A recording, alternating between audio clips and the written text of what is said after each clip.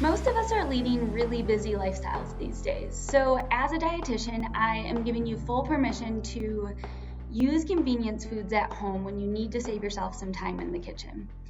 But I have some tips and strategies to share to turn an otherwise boring can of soup or a plain frozen pizza into a really tasty, flavorful, but also nutritious meal at home.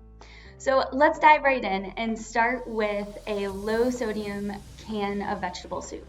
I always like to have this on hand because it's a really versatile base to transform into some other fun or more exciting soup. And one of my favorites is turning this vegetable soup into a creamy minestrone.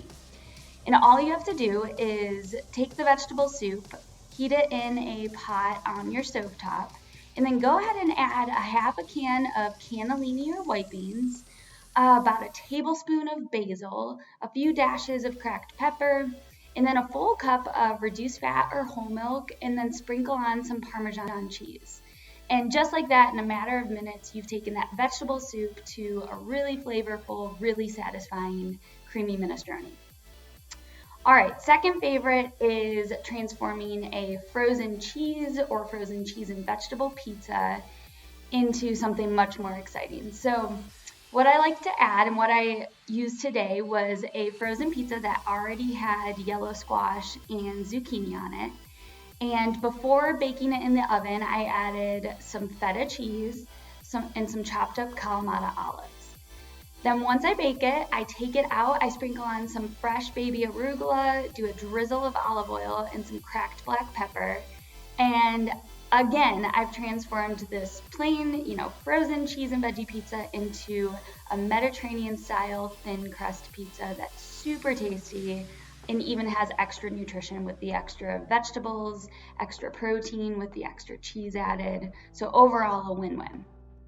Last option here is taking your classic box mac and cheese and turning this into a loaded veggie mac.